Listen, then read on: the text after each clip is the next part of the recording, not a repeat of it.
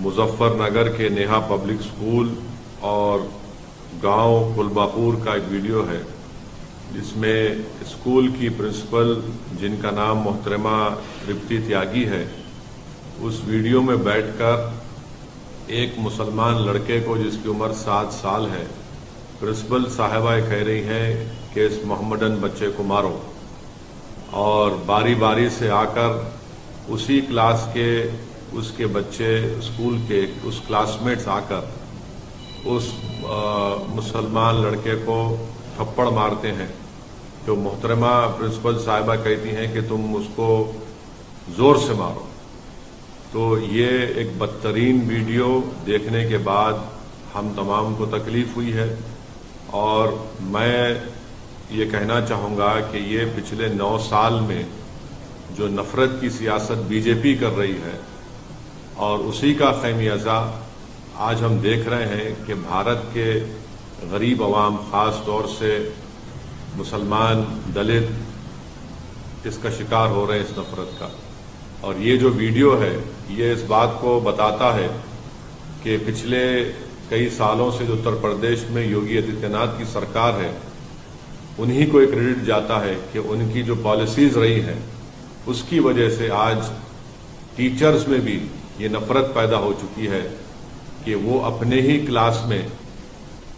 Class के बच्चों से कहकर मजहब की बुनियाद पर, समुदाय की बुनियाद पर बच्चों को मारने लगाते हैं, और ये कहकर मारते हैं कि ये इसका ताल्लुक ये मुसलमान है, इसको मारो, पीटो, जोर से मारो इसको।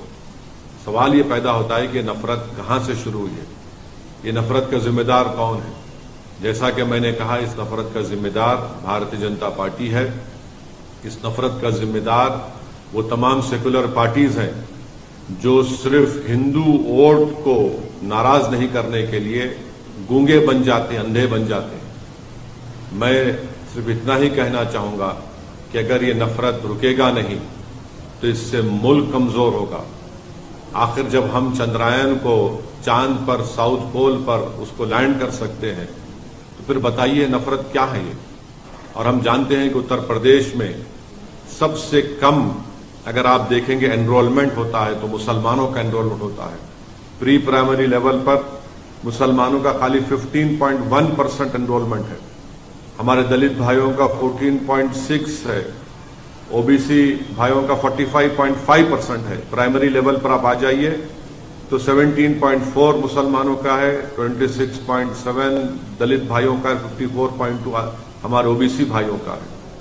और जो प्राइमरी लेवल पर जो एजुकेशन लेवल है कितना है वो बता दीजिए आप?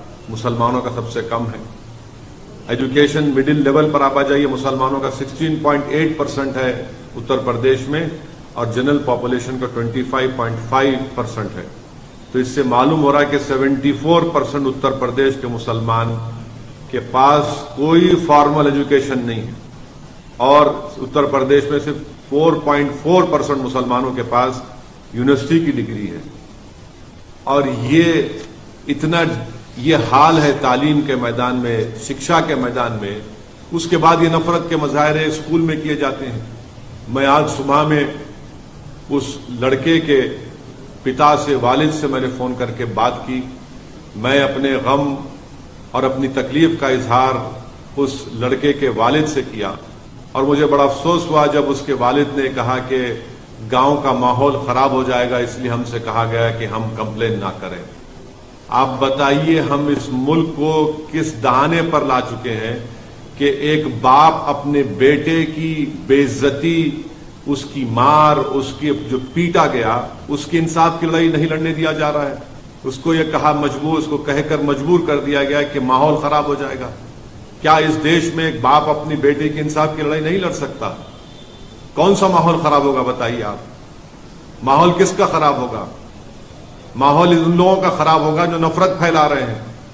आज एक बाप अपनी बेटे की इज्जत की लड़ाई नहीं लड़ सकता, उसकी स्कूल में तालीम की उसको हासिल करने की लड़ाई नहीं लड़ सकता। मेरे अजीज दोस्तों और बुजुर्गों, बस मुझे तकलीफ है कि ये माहौल नफरत का बढ़ता जा रहा है, और ऐसे माहौल में हमको इंसाफ की लड़ाई लड़ने से भी रोका जा रहा है।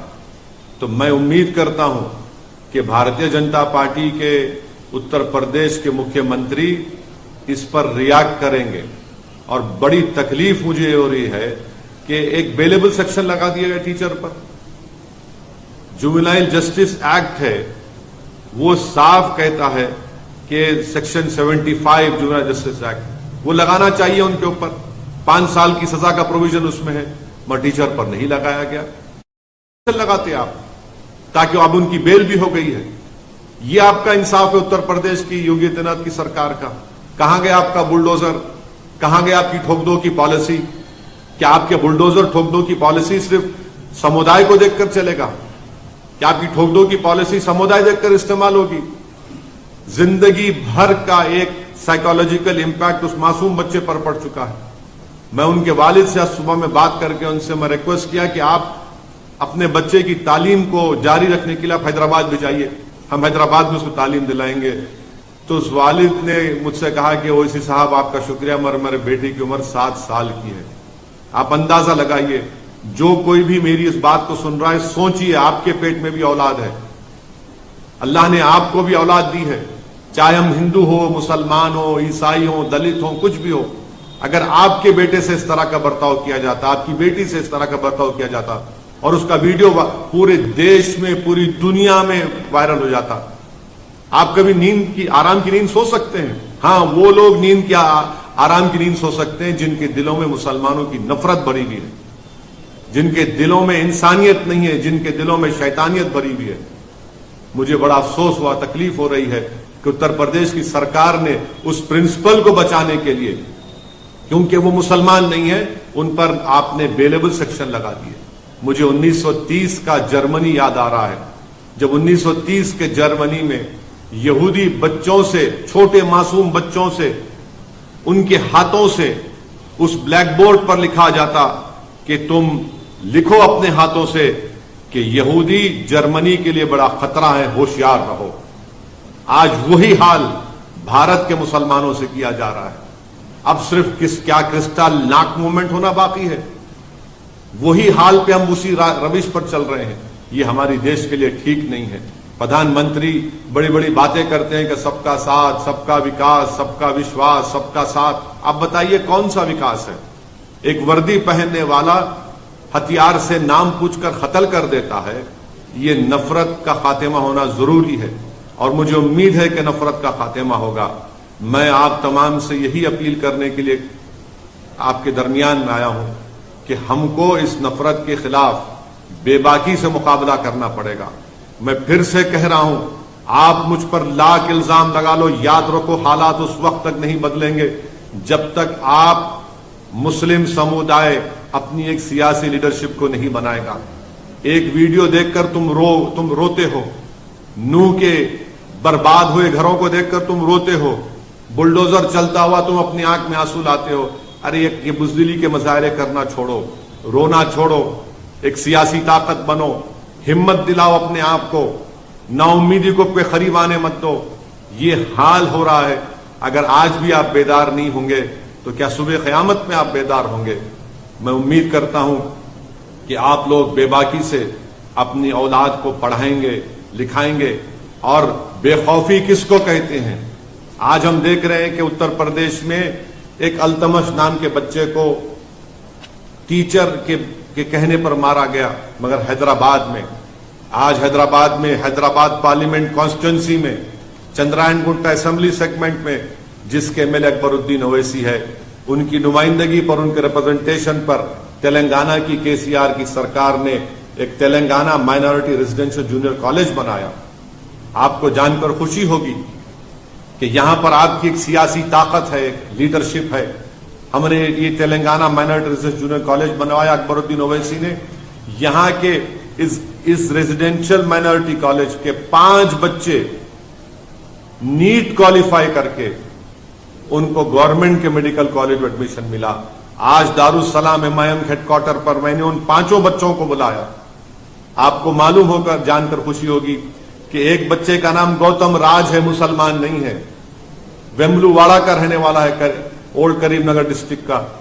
اور پھر طاہر شریف ہے، پرویز ہے، زینب ہے، اور محمد شریف ہے.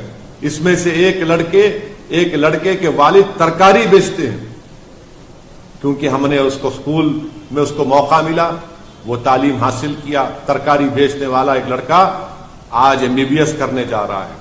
ایک لڑکا مجھ سے کہہ رہا تھا کہ اس کے والد بیمار رہتے ہمیشہ, بستر پر فریش ہے, اس کو موقع ملا. ہم نے ان پانچوں کو بلایا, پانچوں کو بلا کر ہمارے دارالسلام چیریٹیبل ٹرسٹ سے ایک کو 25,000 روپے کا چیک دیا اور ان سے کہا کہ بیٹا 5 سال تم تعلیم حاصل کرو, ان ہماری بیٹیوں سے بھی کہا کہ تعلیم حاصل کرو, ڈاکٹر بنو, ہم 5 سال تمہاری مدد کریں گے جو ہم سے ہو سکے گا, مگر تم خوب قابل بنو. یہ فائدہ آپ دیکھتے ہیں. ارے لاکھ مجھ پر الزام لگا لو مگر یہ کام تو دیکھو. تم لاکھ گالی دے دو TRS کو, KCR کو, سعودالدین اویسی کو, اکبر الدین اویسی کو, مگر یہ کام ہم نے کر کے دکھایا کہ گورنمنٹ سے ہم نے ریزیڈینشل جونیئر کالج بنایا بارکس میں. وہاں کے 5 غریب پریواروں کے بچے, جس کا نام ہے گوتم راج ہے, طاہر شریف ہے, محمد پرویز ہے, محمد شریف ہے, زینب ہے, یہ غریب پریواروں کے بچے آج میڈیسن کرنے جا رہے ہیں. اتر پردیش میں کیا ہو رہا ہے, مارا جا رہا ہے ٹیچر سے. میرے عزیز دوستوں اور بزرگوں, آپ خود محسوس کریے, مگر اپنے حوصلوں کو بلند رکھیے. ہم امید کریں یا نہ کریں مجھے نہیں معلوم, مگر دیش کے پردھان منتری کو اور اتر پردیش کے مکھیہ منتری کو اس پر ایکشن لینا پڑے گا. اس ٹیچر کو آپ اریسٹ کروائیے. اور بولا جا رہا ہے کہ وہ محترمہ ہینڈی کیپ ہیں. ارے دنیا جانتی ہے کہ جو ہینڈی کیپ ہوتا ہے وہ انسانوں سے اور ہمدرد ہوتا ہے. یہ کیسا مزاج ہے, مگر یہ سب نتیجہ ہے نفرت کی راجنیتی کا, جس کا خمیازہ آج بھارت میں مسلمان دلت اس کو جھیل رہا ہے. بس یہی پیغام مجھے دینا تھا آپ تمام تک, مگر بے خوف رہ کر اپنا کام کریے.